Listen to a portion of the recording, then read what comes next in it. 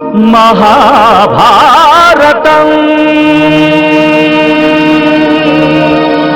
మహాభారతం మహాభారతం.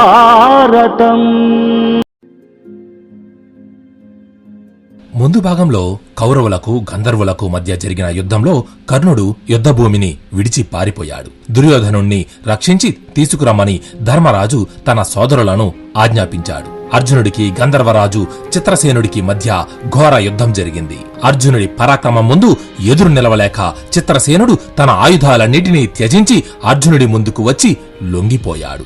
అయితే తన ముందుకు వచ్చి నిలబడిన చిత్రసేనుణ్ణి చూసి ఆశ్చర్యపోయిన అర్జునుడు, మిత్రమా, నువ్వా? ఎవరో అనుకుని ఇంతసేపు యుద్ధం చేశాను. నువ్వు బంధించి తీసుకువెళ్తున్న దుర్యోధనుడు మా సోదరుడు. నా మాట మన్నించి అతడిని విడిచిపెట్టు అని అడిగాడు. దానికి చిత్రసేనుడు, అర్జునా, నువ్వు నా మిత్రుడివి. నీ పరాక్రమం చూసి నేను ఆనందిస్తానే గాని అసూయపడను. కాని ఈ దుర్యోధనుడు నీచుడు.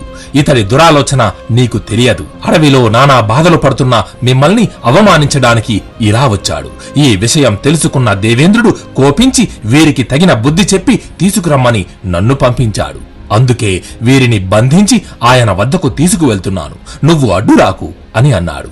అప్పుడు అర్జునుడు, అది కాదు మిత్రమా, దుర్యోధనుడు ఏ పథకంతోనైనా ఇక్కడకు రాని, కాని ఇతడిని విడిపించి తీసుకురమ్మని మా అగ్రజుడు ధర్మరాజు మమ్మల్ని ఆదేశించాడు.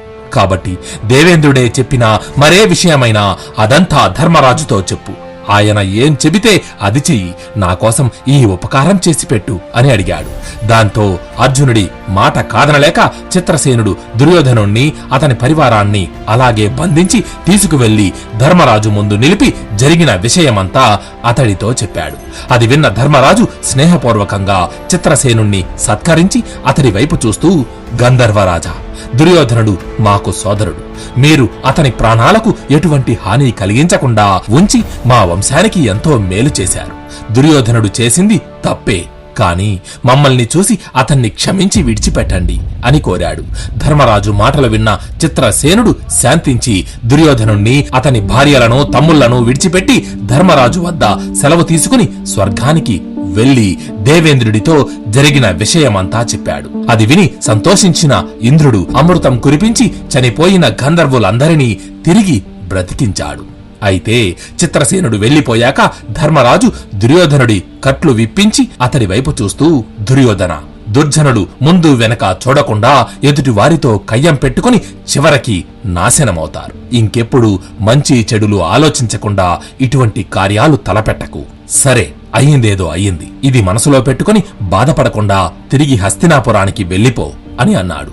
దాంతో దుర్యోధనుడు దించిన తల ఎత్తకుండా అక్కడి నుంచి వెళ్లిపోయాడు. అది చూసి అక్కడ ఉన్న మునులందరూ ధర్మరాజు ధర్మబుద్ధిని వెయ్యినోళ్లా ప్రశంసించారు. అయితే పాండవులను అవమానించాలని ద్వైతవనానికి వచ్చాడు దుర్యోధనుడు. కాని చివరికి వాళ్ల వల్లే ప్రాణాలు దక్కించుకుని బయటపడ్డాడు.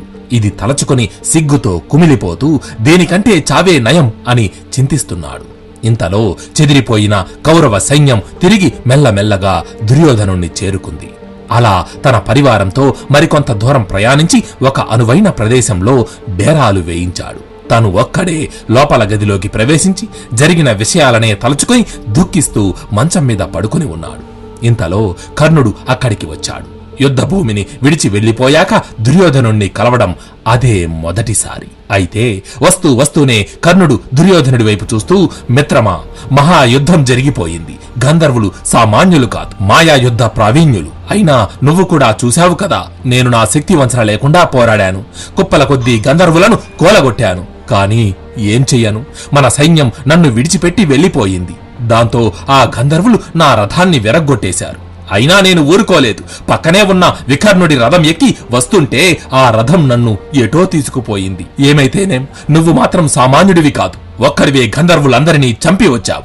ఇంతకు ముందెప్పుడు నువ్వు ఇంతటి పరాక్రమాన్ని ప్రదర్శించలేదు. శత్రువులందరినీ జయించి నీకు తిరుగులేదని నిరూపించావు. నిన్ను మించినవాడు ఈ మున్నోకాలలో మరొకడు లేడు అంటూ దుర్యోధనుణ్ణి పొగడ్తలతో ముంచెత్తాడు.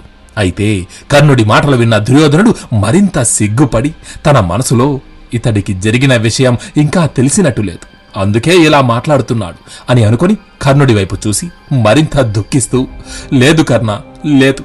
నేను చిత్రసేనుడి చేతిలో ఓడిపోయి మన పరివారంతో సహా గంధర్వులకు పట్టుబడితే ధర్మరాజు ఆదేశంతో ఆ పాండవులు వచ్చి గంధర్వులను ఓడించి మమ్మల్ని విడిపించారు. ఒక శత్రువు బంధిస్తే ఇంకొక శత్రువు వచ్చి రక్షించాడు. అయ్యో, ఇంతకంటే ఘోర పరాభవం ఇంకొకటి ఉంటుందా? భీష్ముడు, విదురుడు ప్రశ్నిస్తే ఏం సమాధానం చెప్పను?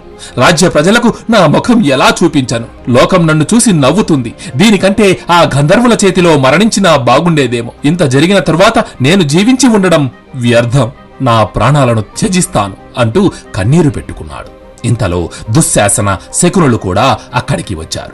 అందరూ కలిసి దుర్యోధనుడికి ఎన్నో విధాలా నచ్చజెప్పి చూశారు. కాని దుర్యోధనుడు మాత్రం తన మొండి పట్టు వీడలేదు. కొంతసేపు నన్ను ఒంటరిగా వదిలేయండి అంటూ కర్ణ, శకుని, దుశ్శాసనులతో పలికాడు. దాంతో వారు అక్కడి నుంచి వెళ్లిపోయారు. అంతలో సూర్యుడు అస్తమించాడు. చుట్టూ చీకటి కమ్ముకుంది. దేహం చాలించాలని నిశ్చయించుకున్న దుర్యోధనుడు కనులు మూసుకుని మౌనంగా పద్యాసనంలో కూర్చున్నాడు.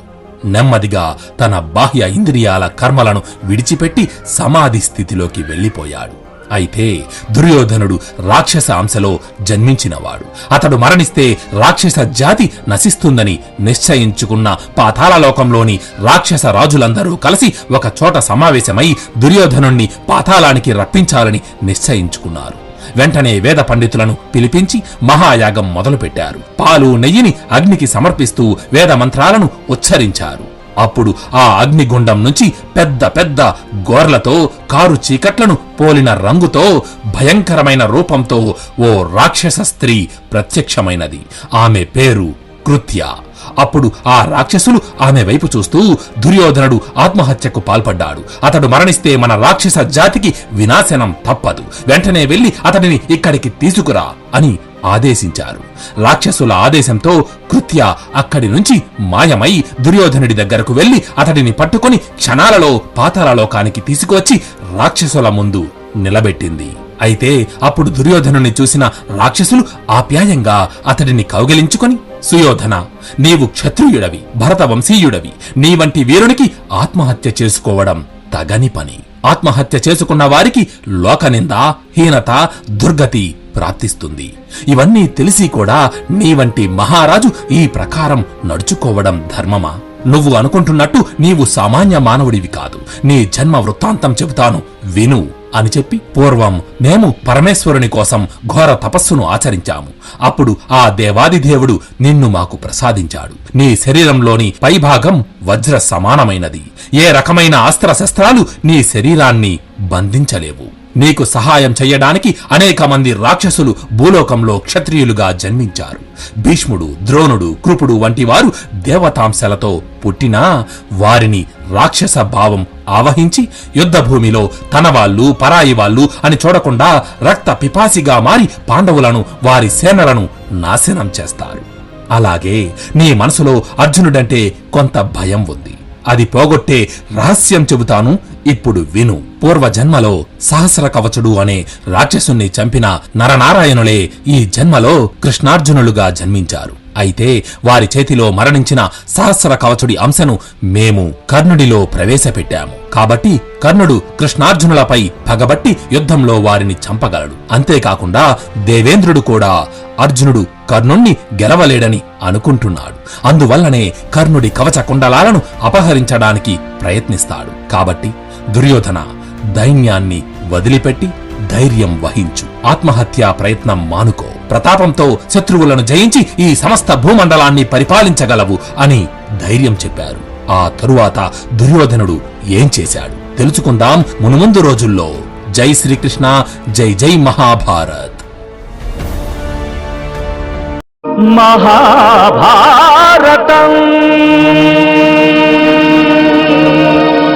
మహాభారతం